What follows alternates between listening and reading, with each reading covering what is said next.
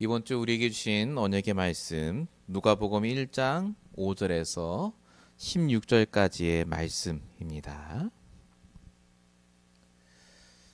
말씀을 찾으신 줄로 믿고 제가 말씀을 봉독하도록 하겠습니다. 유대왕 헤롯 때에 아비야의 반열에 제사장 한 사람이 있었으니 이름은 사가랴요 그의 아내는 아론의 자손이니 이름은 엘리사벳이라. 이 두 사람이 하나님 앞에 의인이니 주의 모든 계명과 규례대로 흠이 없이 행하더라. 엘리사벳이 잉태를 못함으로 그들에게 자식이 없고 두 사람의 나이가 많더라. 마침 사게라가 그 반열의 차례대로 하나님 앞에서 제사장의 직무를 행할세 제사장의 전례를 따라 제비를 뽑아 주의 성전에 들어가 분향하고 모든 백성은 그 분향하는 시간에 밖에서 기도하더니 주의 사자가 그에게 나타나 향단 우편에 선지라. 사가랴가 보고 놀라며 무서워하니 천사가 그에게 이르되 사가랴여 무서워하지 말라. 너의 간구함이 들린지라. 내 아내 엘리사벳이 내게 아들을 낳아주리니 그 이름을 요한이라 하라. 너도 기뻐하고 즐거워할 것이요 많은 사람도 그의 태어남을 기뻐하리니 이는 그가 주 앞에서 큰 자가 되며 포도주나 독한 술을 마시지 아니하며 모태로부터 성령의 충만함을 받아 이스라엘 자손을 주 곧 그들의 하나님께로 많이 돌아오게 하겠습니다. 아멘. 우리 오늘 5월 셋째 주 19일 우리에게 주신 주일 강단의 제목은 주 앞에서 큰 자로 쓰임 받을 자입니다. 오늘도 하나님께서 우연이 아니라 필연으로 우리에게 이 예배 자리를 허락하시고 오늘도 말씀을 주십니다. 내 생각을 가지고 말씀을 듣지 마시고 하나님이 주시는 언약을 따라 말씀을 들으시기 바랍니다. 하나님이 이 시간 나에게 원하는 질문이 있습니다. 근본을 질문하세요. 정말로 저와 여러분이 제일 걱정하고 염려하는 게 뭡니까? 왜 근심하고 걱정하시죠? 정말 여러분의 상태가 어떻습니까? 그 부분에 답을 달라고, 내가 어떻게 해야 하나님의 뜻을 따라갈 수 있는지 힘을 달라고, 그 마음 중심 가지고 오늘 함께 말씀을 들었으면 좋겠습니다. 서론적으로 말씀드릴 부분은 절대 결론을 가지고 인도하시는 하나님입니다. 오늘 말씀의 주제는 절대 계획, 절대 결론입니다. 이 절대란 단어는 하나님만 쓰실 수 있죠. 절대 바뀌지 않는 것. 우리가 늘 알고 있는 단어고 늘 듣는 단어입니다만은 오늘 새롭게 각인이 바뀌는 시간 되셨으면 좋겠습니다. 모든 사람들은 계획을 갖고 삽니다. 잘 배웠든 못 배웠든 훌륭하든 훌륭하지 않든 한 기업을 운영할 때도 한 나라를 운영할 때도 심지어 한 개인이 하루를 살아도 계획을 가지고 인도를 받습니다. 근데 그 계획이라는 게 그냥 계획이 아니에요.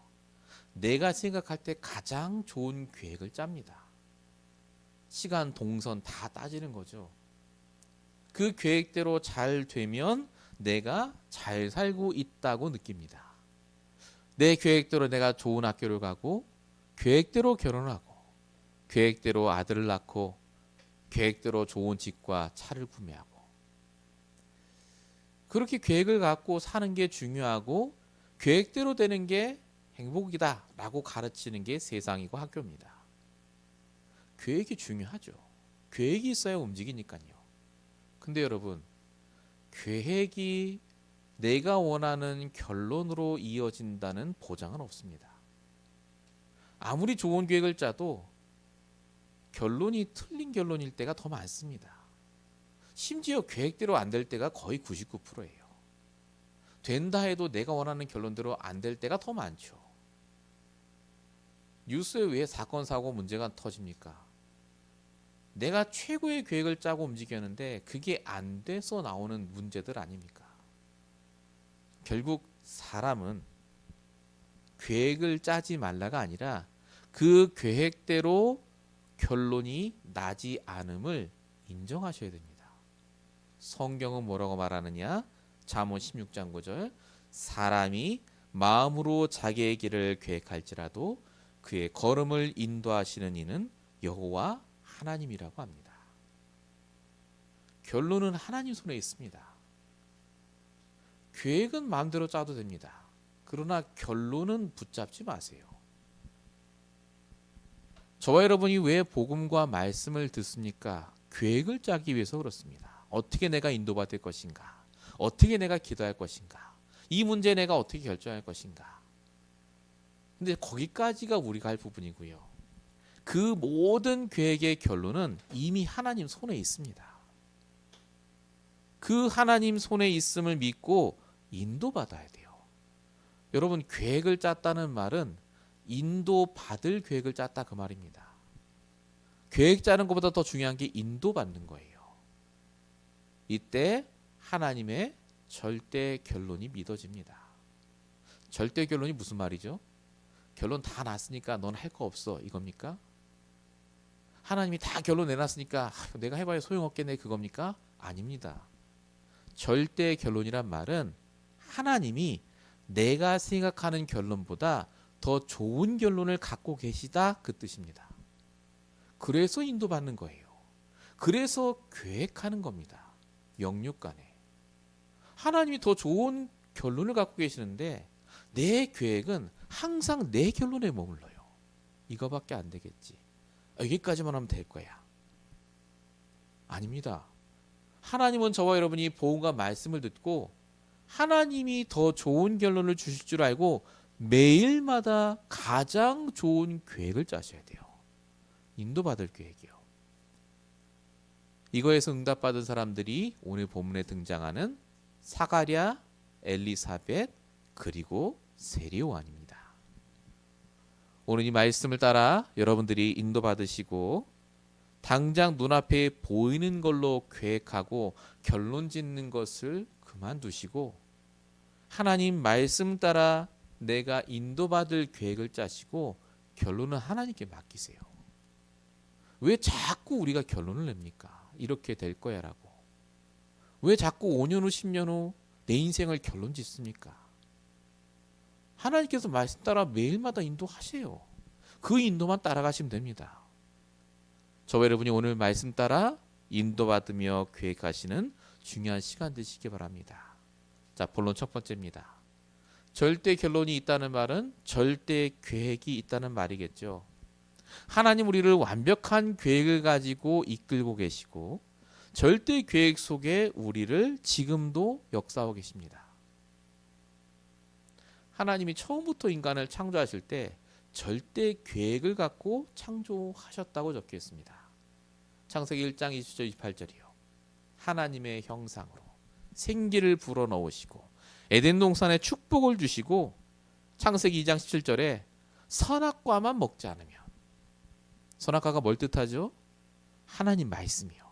네가 하나님 말씀을 기준 삼고 나와 소통만 하면 내 뜻을 알기만 하면 너는 결코 죽지 않는다. 선악과 먹으면 죽는다는 반대말이 그거잖아요. 이것만 안 하면 너는 살아. 그건데 사단이 이 부분을 깬 겁니다. 하나님의 계획대로 사는 게 틀렸다고요. 창세기 2장에 나와 있죠. 3장 4절에 너희가 결코 죽지 않는다. 먹어도 돼. 네 생각대로 네 계획대로 되는 게 옳아 라고 시킵니다. 이걸로 인해 창세기 3장의 문제가 닥치고 인간은 그때부터요 내 계획, 내 결론을 갖고 항상 삽니다. 거기에 묶여 살아요. 잘 되면 좋은 거 아닙니까? 잘 안 된다니까요. 디모데후서 3장 1절 말세에 갈수록 행복해지는 게 아니라 갈수록 살기 어렵고 고통하는 때가 이른다라고 적혀 있습니다. 히브리 9장 27절에도요. 죽음 이후에 끝이 있는 게 아니라 심판이 있고 반드시 출애굽기 20장 4절 5절 후대까지 내려간다고 적혀 있습니다. 사람의 계획이 복음 없는 사람의 계획이 복음 없는 사람의 결론이요. 결국 사람을 망칩니다. 이게 불신의 상태 아닙니까? 그래서 하나님이 우리에게 가장 먼저 얘기하신 게 뭐냐? 하나님의 계획으로 옮기라는 거예요. 그게 무슨 계획이죠? 구원의 계획이요. 사도행전 17장 3절 예수가 곧 그리스도. 사도행전 16장 31절 주 예수를 믿으라 그리하면 너와 내 집이 구원을 얻으리라. 사람은요 먼저 구원의 계획부터 붙잡아야 됩니다. 하나님이 우리를 향하신 계획이 뭐냐? 내가 잘되고 돈 벌고 행복한 게 아니라 구원받길 원하세요. 아 목사님 저 구원 받았는데요. 구원이 뭐죠? 빠져나오는 거라니까요. 내 생각에서 빠져나오는 게 구원입니다. 하나님의 계획 속에 들어가는 게 구원이에요. 그 구원을 받으라고 성경은 계속해서 얘기합니다. 그럼 어떻게 된다고요? 하나님의 계획이 우리에게 임한다고요. 우리에게 하나님의 계획이 있음을 깨닫게 하신다고요. 에레미야 29장 11절 너를 향한 나의 생각이 따로 있다.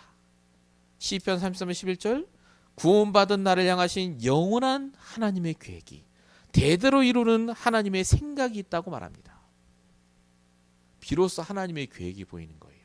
내가 구원의 계획 그 그리스도를 오직으로 붙잡을 때 나를 구원하신 하나님이 나를 향하신 계획을 갖고 지금 완벽하게 인도하시는구나가 믿어집니다. 이게 믿음 아닙니까?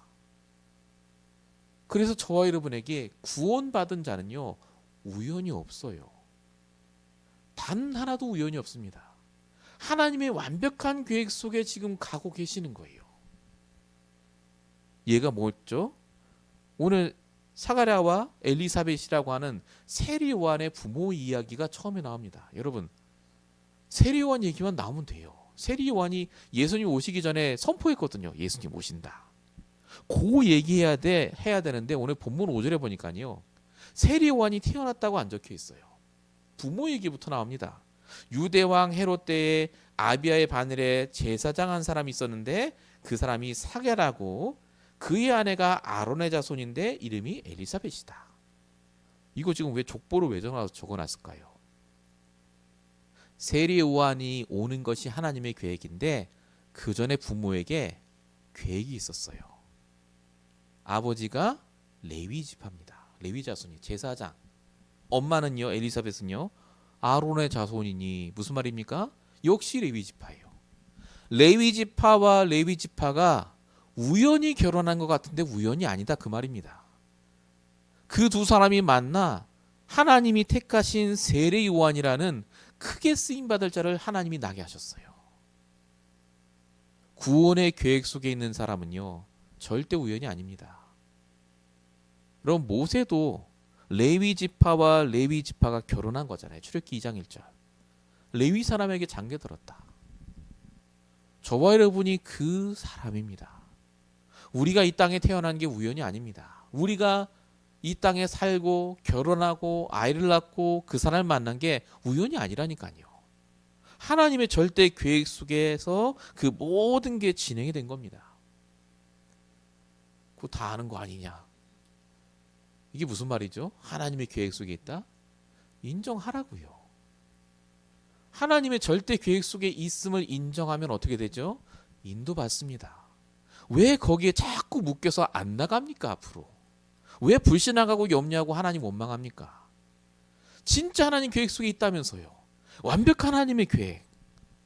내가 태어나고 내가 자라고 내가 지금까지 인도받은 모든 게 실수가 아니라 하나님의 계획이라니까요. 우리가 늘 그렇게 말하는 하나님 절대주권. 절대주권은 하나님 다 결정됐으니 넌 할 거 없다가 아니라니까요. 가장 좋은 길로 인도하시니 오늘 인도받으라는 겁니다. 그게 저와 여러분이 알아야 할 완벽한 절대 계획이라는 말입니다. 이 절대 계획 안에 여러분 다 넣으세요. 하나님은 여러분을 구원하시려고 그 일을 허락하셨습니다. 하나님은 여러분에게 역사하시려고 그 문제를 주신 거예요. 하나님은 우리를 통해 세계복음 하시려고 이 미국 땅에 보내신 겁니다. 하나님의 계획이라니까요. 내 계획, 내 결론에 묶여 있으니 안 보이는 거예요. 빨리 빠져나오시기 바랍니다. 본론 1번의 두 번째입니다. 그럼 도대체 그 계획을 어떻게 할 수 있습니까? 아니 나도 하나님 계획 대충은 알죠. 세계복음화. 그래 가정복음화. 그거 어떻게 할 수 있습니까? 그거 할 수 있는 방법이 오늘 힌트가 적혀 있다니까요. 자, 오늘 본문 6절 보시면 이렇게 적혀 있습니다. 이 두 사람이 하나님 앞에 의인이니 주의 모든 계명과 규례대로 흠이 없이 행하더라. 본문 8절에 보면 사가랴가 그 반일의 차례대로 하나님 앞에서 제사장의 직무를 행할세. 10절에 보면 모든 백성의 분향한 시간에 밖에서 기도하더니. 사가랴와 엘리사벳이 지금 열심히 신앙생활하는 걸 적어놓은 것 같습니다. 분향도 하고 기도도 하고. 여러분, 사가랴와 엘리사벳 이 두 사람의 지금 상태를 아셔야 돼요. 잘 보세요. 레위 지파 두 사람이 결혼했습니다. 젊은 남녀가요. 근데 아이가 안 생겨요. 그때 당시에 아이가 안 생긴다는 말은 뭔가 하나님께 죄를 저질렀다는 사인입니다. 나이는 나이대로 들었는데 남는 게 없어요. 레위 지파이기 때문에 재산을 모을 수도 없습니다. 돈도 없어요. 아이도 없죠. 돈도 없죠. 나이는 들었죠. 여러분 같으면 정말로 나이가 그렇게 들었음에도 불구하고 날마다 예배드리고 기도하겠습니까? 겉으로 대충 하지 않을까요? 하나님 더 원망하지 않겠습니까? 근데 이들이 뭐 했냐면요. 나이가 그렇게 들고 하나도 내 뜻대로 된 게 없음에도 불구하고 본인들이 해야 될 당연한 것을 지속했다 그 말입니다. 신앙생활의 가장 기본을 붙잡았다 그 말이에요. 무슨 말이죠? 하나님의 계획이 있다고요. 여기에도 남들 보기엔 실패한 인생 같은데 하나님 보시기에 실패라고 나를 이 땅에 부르신 게 아니기 때문에 나의 인생에 하나님 계획이 있다. 이 두 사람이 그 언약을 붙잡고 기도한 거예요. 예배드린 겁니다.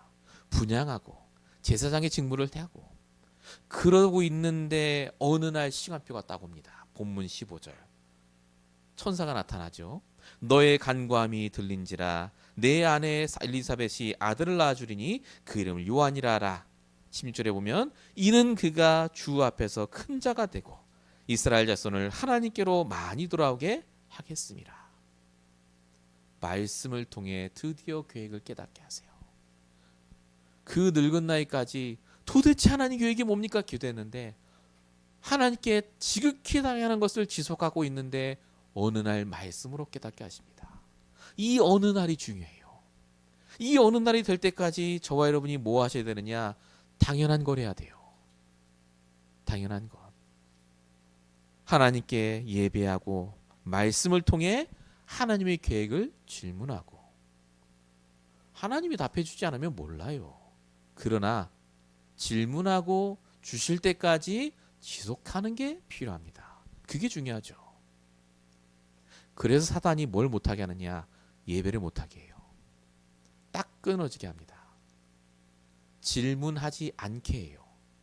하나님께 원망하고 대들게 하는데 정작 말씀을 받을 때 그 답으로 주시는 말씀을 통해서 계획을 발견한 게 아니라 그저 내 인생의 위로에 되는 말씀만 붙잡게 합니다. 하나님이 저와 여러분의 상황을 아세요. 계획이 정말 있다니까요. 근데 뭐죠? 내가 해야 될 걸 안 하고 있으니 말씀을 들어도 그 계획을 발견 못하는 겁니다. 늘 나는 내 계획이거든요. 늘 나는 내 결론이거든요. 그래서 내 응답은, 그래서 내 결론은, 내 건강은, 내 집은 하나님께서 원하시는 답은 그게 아닙니다. 먼저 계획부터 발견하라고 하십니다. 아무리 힘들어도 그래도요. 힘드셔도 예배드리고 말씀 듣고 기도하는 것을 쉬지 마셔야 돼요. 아무리 힘들어도. 그럼 반드시 어느 날 하나님 역사하십니다. 말씀으로. 답을 알게 하세요. 열왕기상 19장 18절 엘리야가 아하방에 쫓겨서 막 도망갑니다. 로데나무 밑에서 죽여달라고 합니다. 근데 이때 엘리야가 그렇게 불신앙하면서도 놓치지 않은 게 뭐냐? 예배입니다. 하나님께 예배했다니까요. 하나님 나 너무 힘들어요. 도대체 하나님 계획이 뭡니까? 나 그냥 죽여주세요. 그때 하나님이 말씀을 통해 얘기하시죠. 바알에게 무릎 꿇지 않은 7천 제자가 너의 뒤를 이을 엘리사가 기다리고 있다. 그게 너를 향하신 계획이다라고요. 하나님은 어느 날 그 계획을 알게 하십니다. 말씀을 통해 조금씩이라도 알게 하고 계시다니까요. 우리가 애들 지극히 당연한 것을 지속하셔야 됩니다. 구원의 계획을 붙잡고 믿음을 가지고 그래서 말씀 앞에 서세요. 말씀으로 나오지 않으면 결정 짓지 마세요. 말씀이 그만두라 하면 그만두시면 됩니다. 말씀에 정말 그 사람하고 하지 마라 그러면 안 하면 돼요. 근데 하나님 말씀에 그게 안 나온다면요, 결론 짓지 마세요. 내 결론입니다, 그거. 정말로 지금 저와 여러분에게 하나님이 원하시는 게 뭐겠습니까? 하나님의 절대 계획이 있고 말씀을 통해 그 계획을 붙잡는 그날까지 지속하라고요. 진짜 하나님 믿으십니까? 살아계신 하나님이요. 사람도 계획을 합니다. 애들도 계획을 해요. 근데 하나님이 계획이 없겠습니까? 그 계획을 발견하도록 매일매일마다 하나님 앞에 예배하며 응답받는 시간 되시기 바랍니다. 본론 두 번째입니다. 절대 계획을 알고 결론을 깨달으면 그럼 그때부터 모든 일이 잘 풀립니까? 성경은 모든 일이 잘 풀린다고 하지 않습니다. 가장 먼저 주시는 축복이 뭐냐? 성령 충만을 주신다고 적혀 있습니다. 성령 충만 그거 다 아는 건데 여러분 성령 충만이 뭔지 아십니까? 방언을 하고 막 뭐가 터지고 뭐가 보이고 이게 아닙니다. 성령으로 충만하다는 말은요, 하나님이 나를 향하신 생각을 내가 충만히 알고 있다 그 말입니다. 우리가 말씀으로 소통한다고 하잖아요. 지금 나를 향하신 하나님의 생각을 내가 아는 거예요. 그것도 충만히. 그게 성령 충만입니다. 요한복음 15장에는 이렇게 표현합니다. 내 안에 거하라 나도 너희 안에 거하리라. 나는 포도나무에 너희는 가지니 그가 내 안에 내가 그 안에 있으면 열매를 많이 맺는다라고 적혀 있습니다. 성령 충만하면요, 열매를 맺습니다. 하나님이 원하는 것을 결정하기 때문에 그렇죠. 중요한 건 사단이 이걸 알아요. 그래서 하나님의 생각으로 말씀으로 복음으로 충만케 하기를 방해합니다. 내가 딱 좋아하는 걸로 충만케 해요. 좋아하는 걸로. 여러분 평상시에 가장 많이 시간을 보내는 게 뭡니까? 가장 많이 보고 듣고 생각하는 게 뭡니까? 그게 나의 충만입니다. 그게 내 상태예요. 여러분 정말로 여러분의 스케줄과 모든 걸 바꾸셔야 됩니다. 벗어나셔야 돼요. 내가 지금 무엇으로 충만한지를 보셔야 돼요. 그게 안 되니까 하나님의 계획도 결론도 믿는다고 말은 하는데 실제 안 믿는 거예요. 늘 불신앙할 수밖에 없죠. 정말로 믿으면요, 성령 충만 받고 인도받습니다. 누가 뭐라 해도 안 흔들립니다. 어떤 문제가 와도 안 흔들려요. 계속 내가 해야 될 것을 합니다. 그런 사람이 어디 있나요? 오늘 본문에 나온다니까요. 본문 41절에 엘리사벳이 성령의 충만함을 받아, 67절에 그 부친 사가랴가 성령의 충만함을 받아 예언하여 이르되. 이 그냥 말 같죠. 그냥 성령 충만 받았다. 네, 여러분 그 말이 아닙니다. 엘리사벳이 진짜 임신을 해요. 근데 나이가 이미 많이 들었다니까요. 노산이에요, 노산. 걱정이 안 되겠습니까? 사람들은 뭐라고 하겠습니까? 앞으로 아이가 태어나면 아이가 젊은 아빠 엄마를 보는 게 아니에요. 할머니 할아버지를 본다니까요. 어떻게 키울 건데 애들을. 현실적인 문제가 많습니다. 돈도 없다니까요. 근데 이들이 뭐 했냐? 걱정했다, 염려했다, 힘들어했다 이런 말 안 적혀 있어요. 뭐라고 적혀 있죠? 성령 충만하여. 할 거 하면서요, 하나님을 믿은 겁니다. 하나님이 역사하시기를. 더 말씀과 기도로 여기에 집중한 거예요. 오직 주의 복음과 말씀으로. 그래서 이들의 이 축복이, 이 성령 충만함의 그 영적 상태가요, 세리 요한에게 그대로 전달됐다는 걸 알 수가 있습니다. 본문 80절. 아이가 자라며, 이게 세리 요한인데요, 심령이 강하여지며라고 적혀 있습니다. 예, 심령이 강해져라. 이게 성경이 표현하는 성령 충만의 최고의 상태입니다. 여러분 이번 주에 심령이 강해지시길 축원드립니다. 여러분 영적으로 강해지셔야 돼요. 남들이 뭐라 하든 아무리 나에게 뭐라고 해도요. 바더가 안 될 만큼 여러분이 성령으로 충만해지시길 축원드립니다. 성경엔 분명히 성령 충만 받으라고 적혀 있다니까요. 에베소 5장 11, 18절. 이 성령 충만 받으면 어떻게 된다고요? 로마서 12장 2절 분별한다고 적혀 있습니다. 성령의 충만함을 받으면 하나님의 선하시고 기뻐하시고 온전하신 뜻이 무엇인지를 분별한다고요. 분별하는 인생. 이게 영적인 썸이시고 이게 성령 충만한 사람의 모습입니다. 하나님의 계획은 우리를 구원하고 끝이 아닙니다.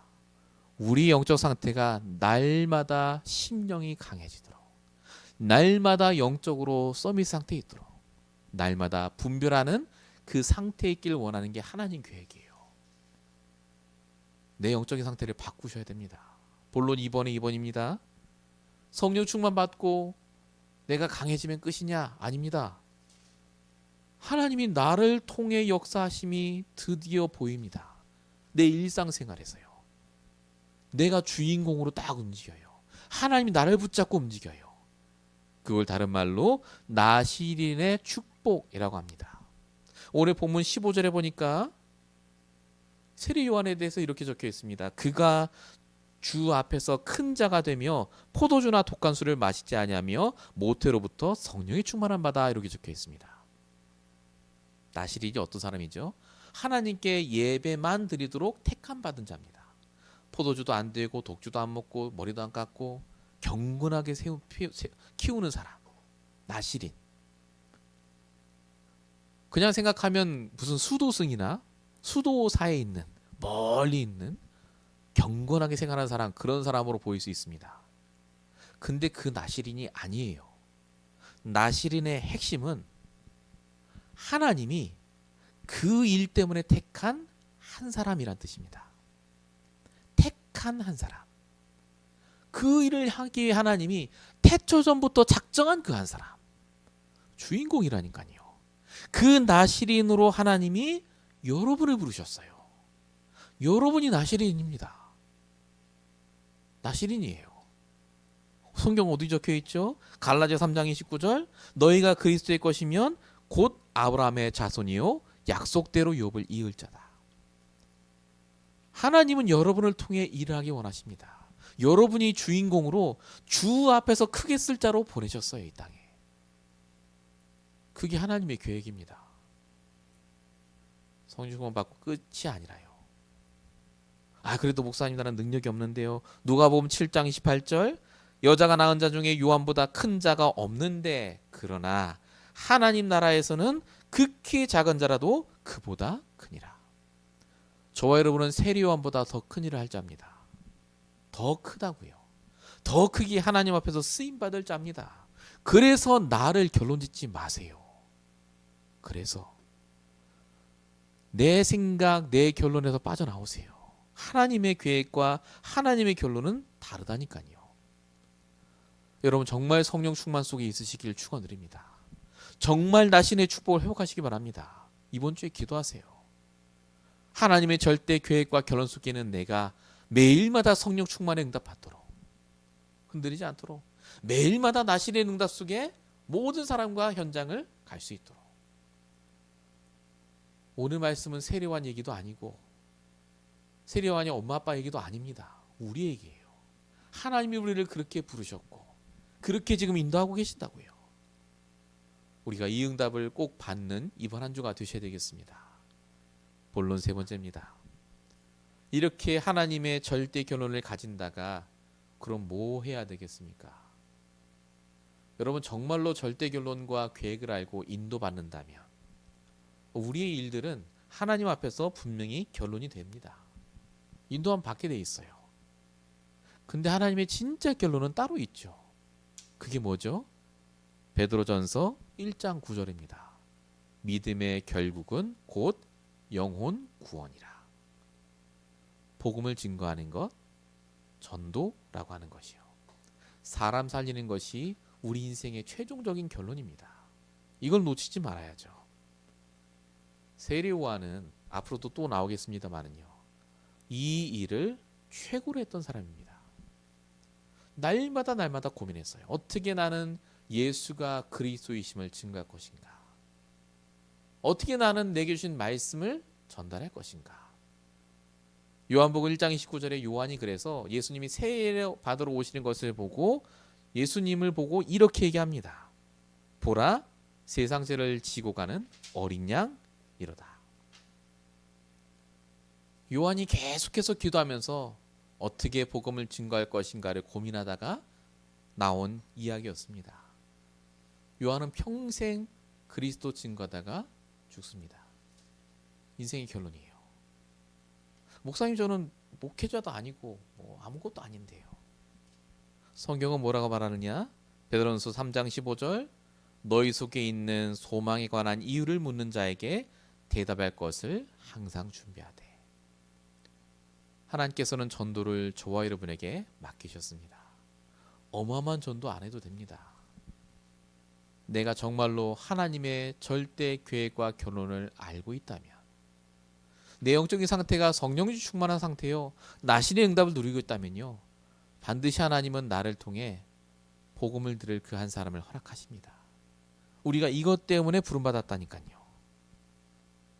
그럼 어떻게 전도하면 됩니까? 당장 내일부터 가서 막 복음 전합니까? 제가 방법을 알려드리겠습니다. 가장 먼저 해야 될 전도가 뭐냐? 나부터 전도하십시오. 나부터 살리라 그 말입니다. 나부터 복음으로 살리세요.